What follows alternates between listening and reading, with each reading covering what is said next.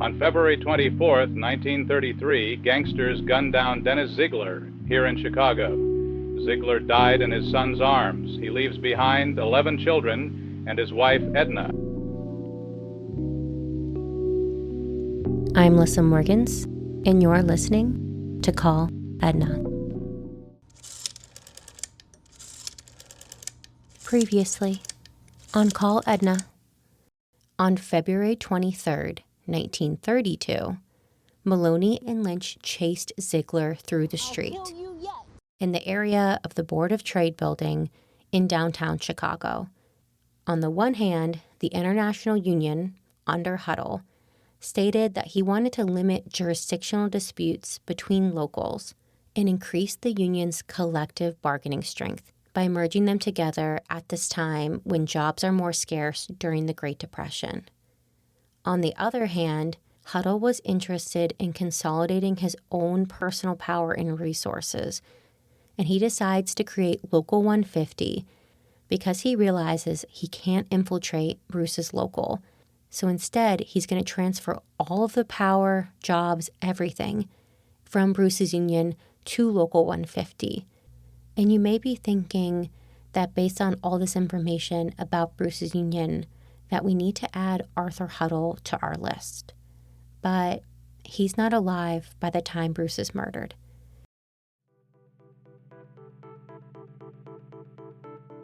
Hello, this is Lissa, and I wanted to invite you to a special series I'm calling Ask Edna, where you can ask me any questions you want about the investigation, about the making of Call Edna, or anything really. I'm an open book. So join me the night before Halloween at 8 p.m. on my YouTube channel, Call Edna. If you're feeling up for making a Prohibition era style drink, feel free to come with that and any questions you may have. And I can't wait to see you there. Once again, October 30th, 8 p.m. Eastern, YouTube Live.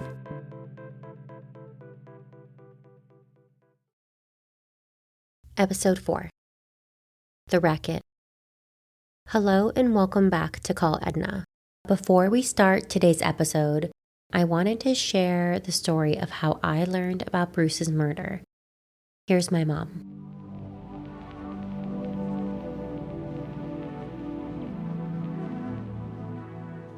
I think it was second grade. So we must have been talking about it at dinner or something.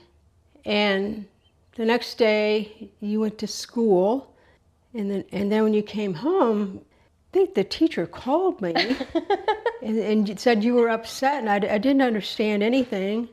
But when you came home, there was a little card saying, "I'm so sorry for your loss in your family. Lissa told me about her grandfather." I'm like, what? But I had to tell her, I think it's her great-grandfather or great-great-grandfather. And it didn't happen yesterday. It happened in the 1930s. But Lissa got really caught up with that story. I have my own recollection of what happened. Probably a 7 or 8 year old story, so it's wrong. I thought like you and Gary had gone out to an event or something, and Katie was watching us. And she read me a Dr. Seuss book. And I got all jumbled up. And that's where it came that my grandfather was shot by the mob yesterday.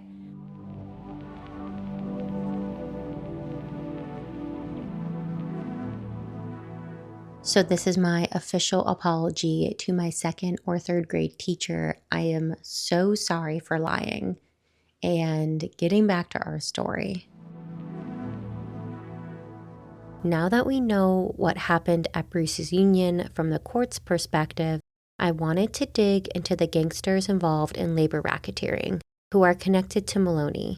Maloney's name just keeps coming up in this investigation, and I'm feeling more and more certain that he's the central figure who wanted Bruce dead. But I'm still not sure if he actually orchestrated or carried out the hit himself, so it seems important to know what gangsters he was affiliated with as he tried to take over Bruce's union with Arthur Huddle in the late 1920s and early 30s, to see who had the most motive to kill Bruce. who wanted to extract the most out of his union and of the operating engineers. I wanted to start off with the goals of racketeering. What exactly were they getting out of this whole project that they were so interested in? And how did gangsters even get into unions?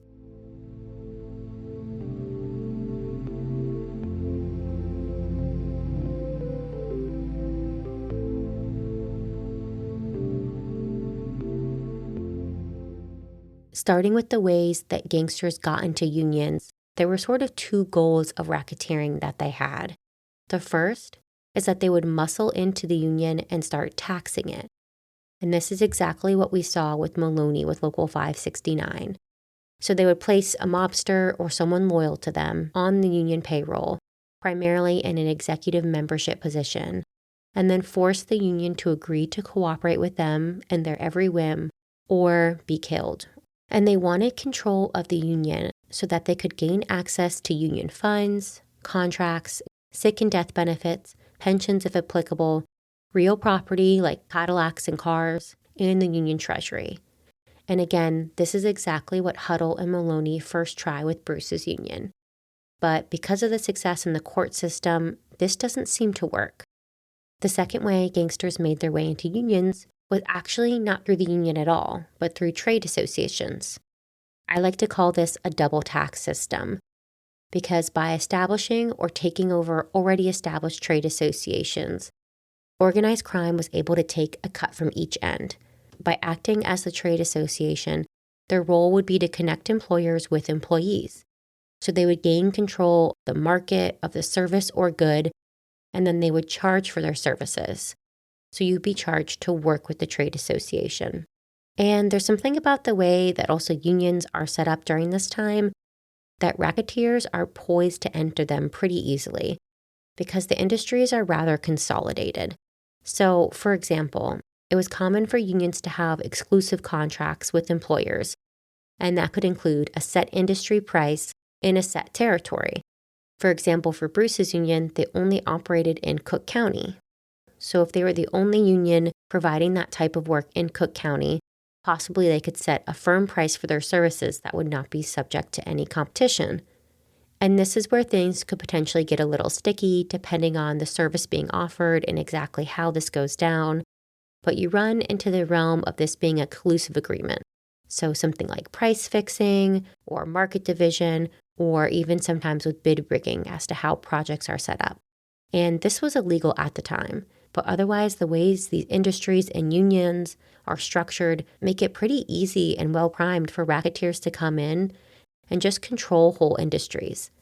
And this method is really effective for Maloney and his gangs.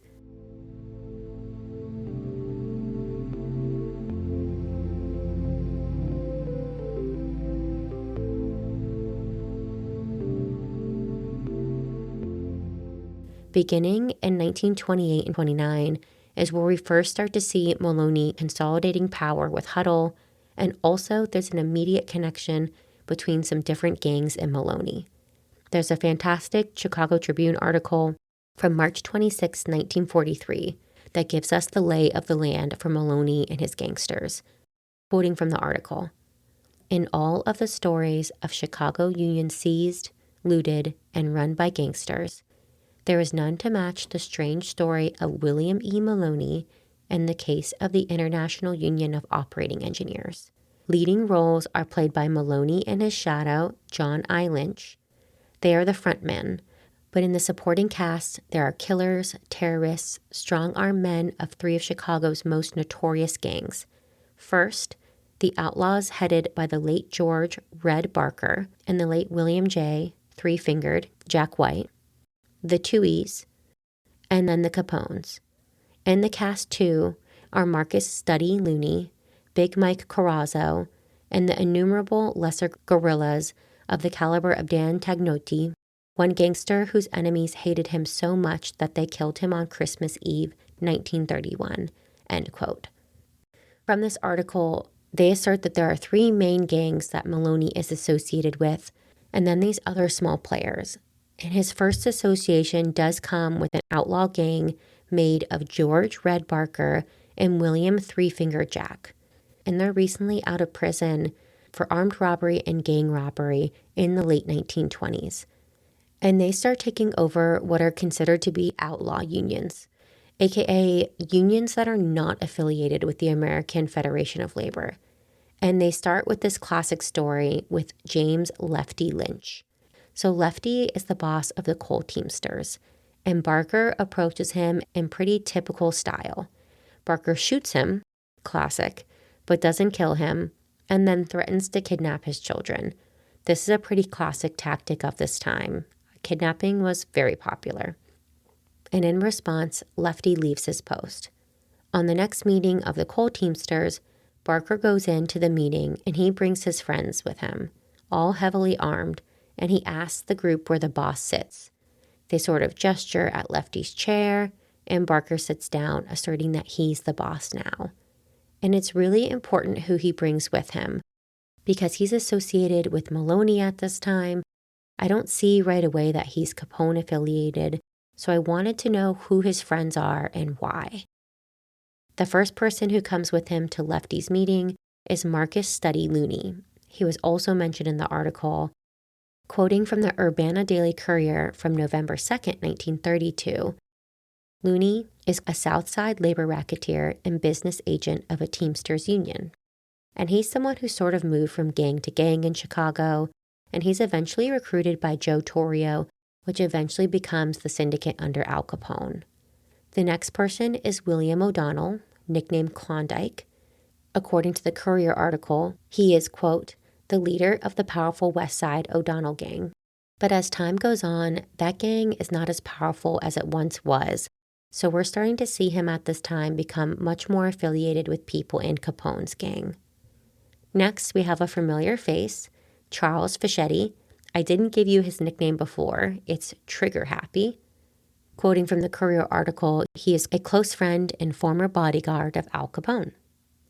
Our next character is James Sammons, nicknamed Fur. He's a known Capone gunman, and he's actually known as a gangland psychopath, and he has a pretty intense criminal record and seems to be quite a violent individual. He was previously associated with Klondike O'Donnell and that gang, but once again, as that gang starts to break down, he joins Capone. And the last person who's reported at the meeting is none other than familiar face Sam Alex. The Courier article refers to him as, quote, a labor racketeer, but we also know him in the same way we know Sammons, as a known Capone gunman. So attending this meeting, along with Barker and White, are two people known for being gunmen, James Sammons and Sam Alex, someone familiar with unions, Marcus Looney, and then two powerful people, William Klondike O'Donnell and Charles Trigger Happy Fischetti. One is high up in the Capone gang, and the other is high up in his own gang and coming over to Capone's.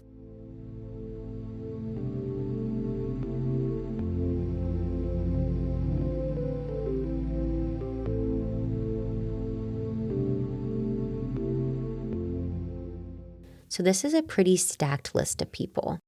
And this group of people allegedly grabs up about 14 outlaw unions. And that's what leads us to the trucking and transport exchange. And Barker decides that he's going to double tax this industry.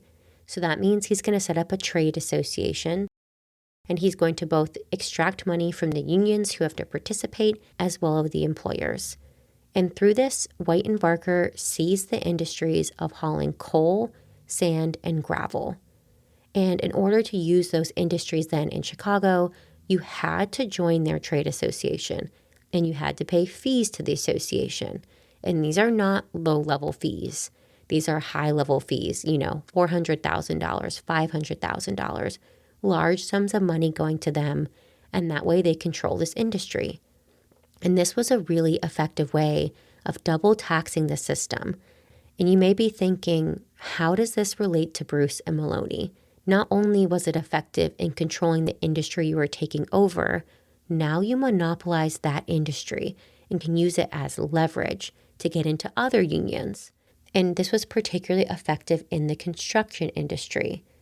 For example, let's say there's a construction job and members of Bruce's union are working on it, members from 569.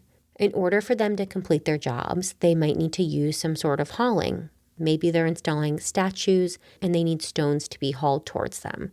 Now, Barker and White, who control that industry, could approach the men of Bruce's union and tell them to strike and not work.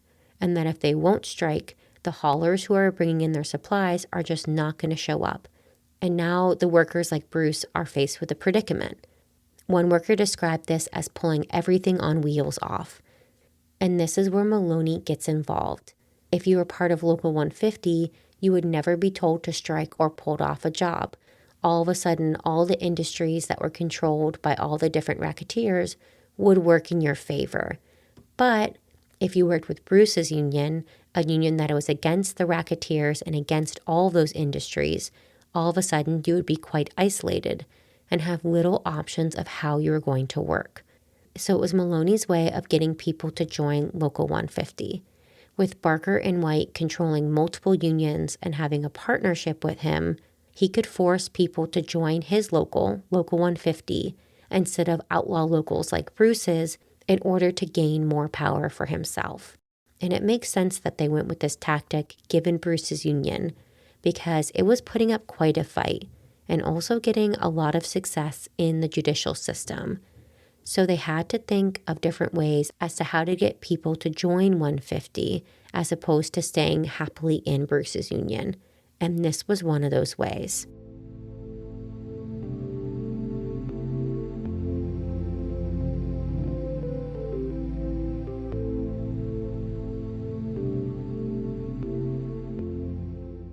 And there quickly emerged stories of violent clashes between workers on the job, people like Bruce and Bruce's union, and the gangsters and racketeers who were actually pulling the strings on the other side for people like Maloney.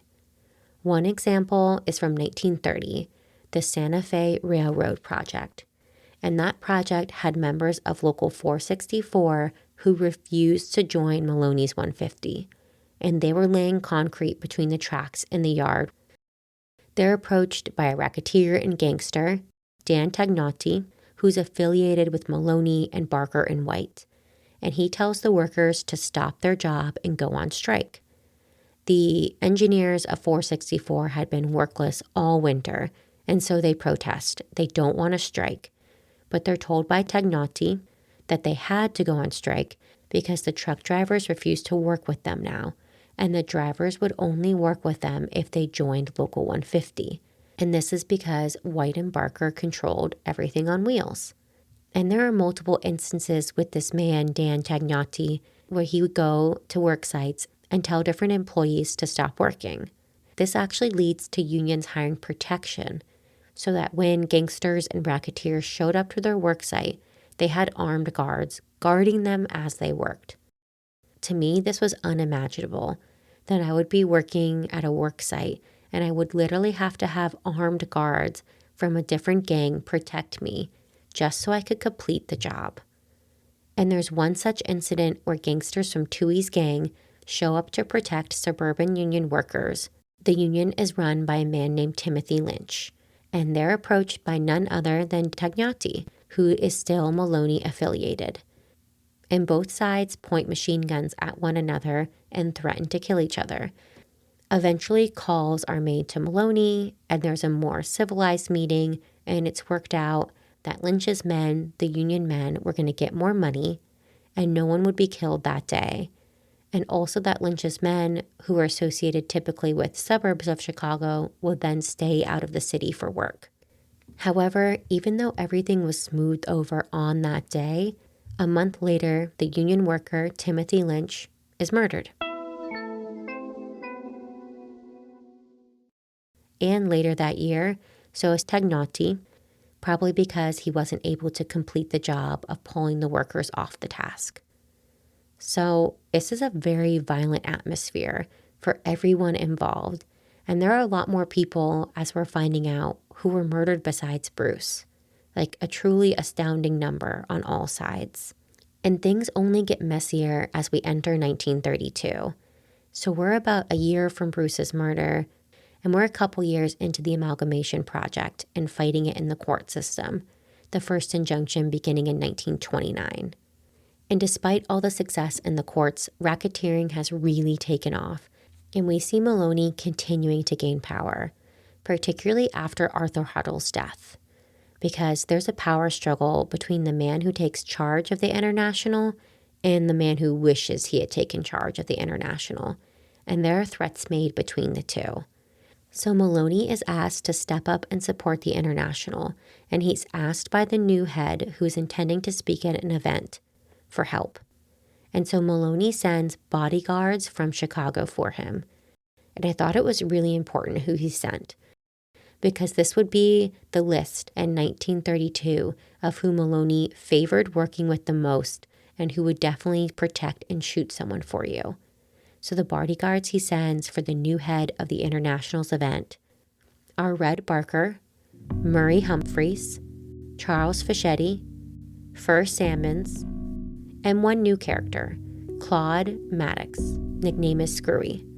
He's also associated with Capone's gang and used to be a part of the Circus Cafe gang. And these 5 are described as certified killers, a very violent group of men.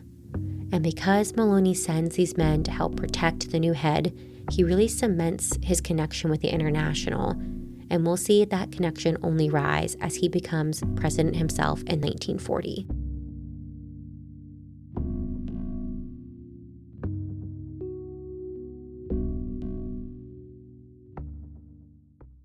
And there's another really interesting incident in 1932 on May 24th where Maloney gets in a car accident.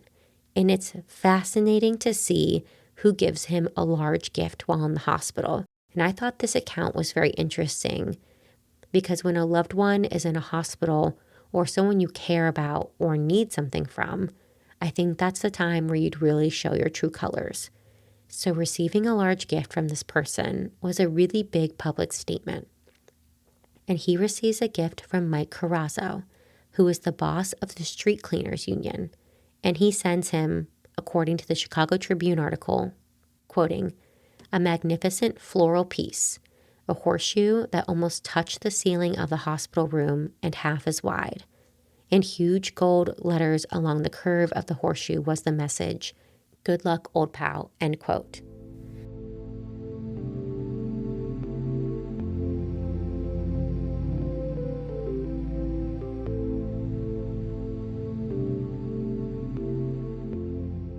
So you may be thinking at this point, Lissa, we have so many names. How can we keep it straight? And I totally agree. We do have so many names to deal with. And if you're craving a visual representation of the suspect list or of a suspicious persons list, I have one posted on Instagram, one on my website, as well as Patreon. But before we can add these names to the list, there's a couple more things to get through and also a name to take off. And that's Red Barker, because in June of 1932, he's murdered. And his murder says a lot about the racketeering industry in Chicago at that time. Barker is murdered near his home. So he had a room at the Norford Hotel on the northwest side of Chicago. And there's a setup. A fake couple named the Nolans check into a house nearby for a few nights. And I guess they tell the person at check-in that they were honeymooners, but weirdly the wife's brother is there, so it's kind of a suspicious story. But regardless, they get the rented room. On the night of June 16th, after a night out, Barker drives home and is walking to his hotel with his friends. And his guests notably have space between him and them. And that's when a machine gun opens up and fires anywhere from 18 to 36 slugs into his body. He's 36 years old, and he dies. The companions who were with him that night were never identified, and his murder was not solved, although the police thought there was possibly a few groups involved. And I think this is really important because this is who is trying to set themselves out in the racketeering scene. One of the possible persons was his partner, the other outlaw gangster, Three-Fingered Jack. They also thought it could possibly be Murray Humphreys, who was also involved in labor racketeering but affiliated with Al Capone. Then they thought it could be the Toohey Gang, who had a rivalry with Red Barker, and potentially it was a revenge hit. And then it's also possible that it's Frank Nitti, Nitti was the underboss under Al Capone. He went away for tax evasion in 1930, but he received a much lesser sentence than Capone, so he's out in 1932. And notably at this time, there's no one technically in charge of Al Capone's syndicate. He didn't name a next in line. And I'm sure we could all agree Capone was a really unique individual. So after he's incarcerated, there's a bit of a power grab and toss-up, and Frank Nitti, as his prior underboss, really steps into his shoes. And so there's the thought that when he's out in 1932 and attempting to consolidate power, maybe that's why he took Barker out. Or maybe Barker was just extraneous. We have Murray Humphreys, who was also very experienced in labor racketeering. So I could easily see it being Nitti thinking, okay, we have this, not technically Capone affiliated, but working with us guy. Why don't we further consolidate our own power and get Humphreys to take over his place and take Barker out? That seems to make sense. And from what I read about Nitti, it was more his style to create a machine gun nest in a building nearby and wait to kill someone. So I am pretty skeptical of him. I do think it could also be White, maybe in partnership with Humphreys, because we do see White continue to become more embedded in the Capone affiliate gangs. But it's important to note that this is a really interesting time in organized crime in Chicago in 1932. And instead of someone taking over Capone's syndicate and sort of sitting like the mafia boss on the head, it becomes much more like a business board of directors. So you could say that Frank Nitti is the leader, but there's sort of a lot of leaders of different types of industries. And we see a couple of big figures emerge. Once again, we have Charles Fischetti. In 1932, he appears to be in charge of high-end gambling and nightclubs. And then we have labor racketeering, which is led by Humphreys after the death of Red Barker. And I think this makes sense for someone like Nitti, who was trying to consolidate his power at this time, because racketeering would have been the new frontier of how to make money as a gangster. I read accounts that during the Great Depression, it wasn't as profitable to make money off of gambling as people had less to do that with. And with the end of Prohibition in sight, any type of bootlegging was no longer going to be profitable. So it was really important to be looking for where you get fresh money and fresh opportunities. And this is what leads people to unions. They become a very solvent industry, and so racketeering at this time may be viewed as the future of the Capone syndicate.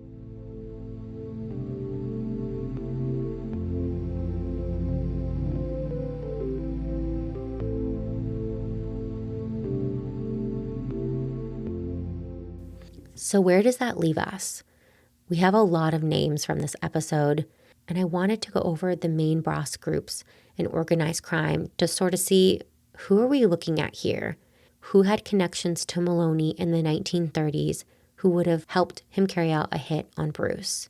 The first one is Frank Nitti. I'm going to call him the new head of the Capone syndicate and say that he was likely doing some sort of power play in the summer of 1932 to take over any power that Barker had and cement himself in labor racketeering, and that he'll place Murray Humphreys in charge. And Humphreys seems to work with a couple of individuals who are becoming increasingly Capone affiliated if they weren't already. We have Charles Fischetti, and then we have William Klondike O'Donnell and William Three-Fingered Jack White. So the other half of the Barker partnership, White, continues on with Humphreys in labor racketeering for 2 more years. In January of 1934, he is also murdered. But he is alive at the time of Bruce's murder, so I'm going to keep him on the list of someone who's affiliated with Humphreys at this time. Another gang we have is the Tuohys. They came up in that article as someone who was Maloney affiliated, but I haven't really seen any specific Maloney affiliation with them. If anything, I've seen them be antithetical to Maloney because Maloney seems pretty involved with the Capone gang. There's no individuals from the Tuohy gang that I'm seeing as potentially involved in Bruce's murder. Then we have Mike Carrazzo, the man who presented a big gift to Maloney, who's comfortable with the Capones but is sort of in his own separate gang. And I don't know that much about him, but I am suspicious of him because he's wrapped up in organized crime, racketeering, and seems to really favor Maloney. in the summer before Bruce is murdered. So leading up to the murder, he's cozying up to Maloney. Then we have some supporting characters, people who are attending events with these bigger figures, but I'm not sure what to make of them yet. We have James Furr Sammons, the man who is described as a gangland psychopath. And in 1932 and 33, he's often described as with one of his friends, Frank Diamond. So I wanted to list them together as maybe a duo who would be involved in hits. Of course, we have Sam Alex, who I mentioned was present at the Lefty takeover and was also investigated by the police in Bruce's case because he's hanging around in labor racketeering and definitely affiliated with Maloney. I think he needs to stay on our list. Then we have Marcus Studdy Looney. I only saw his name crop up once. He's part of the crew who helps Maloney early on with 150, but I am curious about any parts he might play in the future. And then we have Claude Screwy Maddox, who is part of the bodyguard crew that Maloney sent to protect another member of the International.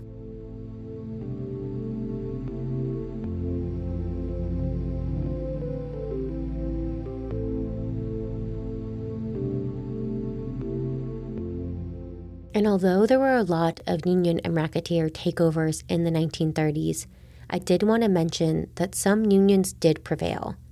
That same story with Lefty Lynch, who was ousted by Red Barker, is actually able to take back power at some point in March of 1931. There's a meeting held with the coal teamsters, and they get help from the state's attorney's office, and they are able to take their union back over. I'm sure at that time, Bruce and others would have been following this effort and maybe hoping that something like that would happen for their own union. But unfortunately, it didn't. And as we've latched on to Maloney as sort of this main figure, this person who's becoming increasingly more suspicious with all of his gang connections and everything at this time, I wanted to address something I found in some family papers in the belongings of one of Bruce and Edna's daughters, Dodie.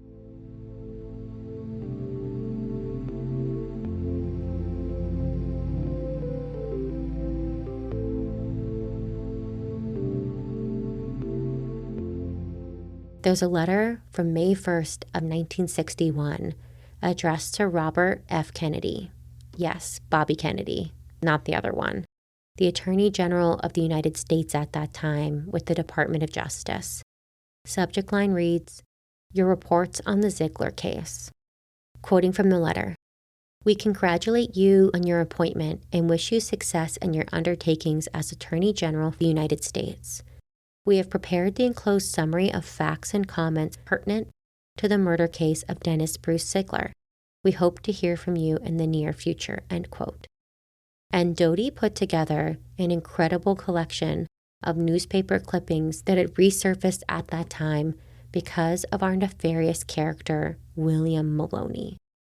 In the late 1950s, there's a labor racketeering investigation from about 1957 to 1960, the McClellan Committee, and it's run in part by Bobby Kennedy. And so he's taking a particular interest in labor racketeering, and he stumbles across Bruce's case, likely as a result of investigating Maloney. Not only did Dodie put together summaries of newspapers of reporting on Maloney and Bruce that were resurfacing at that time, she also provided a story that Bruce and Edna had told her.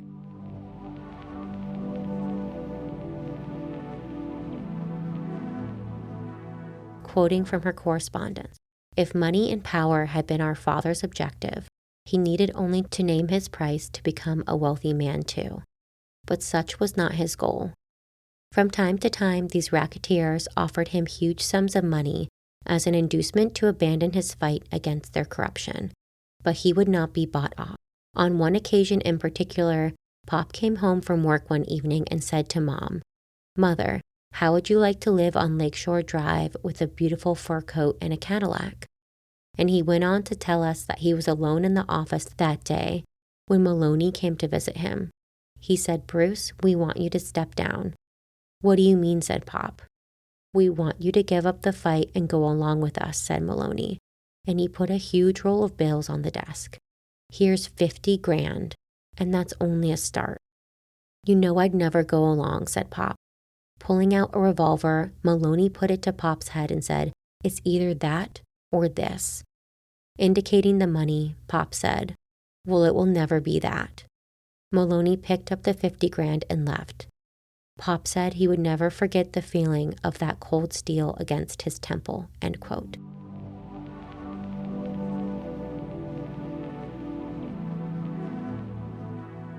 Reading this account, I'm even more convinced of Maloney's culpability, and I think Bruce's family members were too. And Dodie left us even more in that letter. As you know, we had the 3 men from the list, but Dodie seemed to think there was a fourth man whose name has not been mentioned yet on this podcast. Bruce said, quoting, "If my life is taken, the responsible ones will be William E. Maloney, John Lynch, Lloyd Little, and William Green," end quote. William Green. This fourth name on the list was not a part of the newspaper accountings that we had earlier, but Dodie left us even more clues. She left me a trail of newspapers to pull. One in particular was the Chicago American, and in one of those accounts, I learned something additional about Maloney. Quoting from the Chicago American, February 1st, 1958, "Dennis Bruce Ziegler, a common working stiff but a fighter against the mob, was the other. Arthur Madden and Clarence Converse, the income tax men who sent Al Capone to prison, related that Ziegler had come in with information about Maloney's income from Ziegler's home local in Chicago," end quote.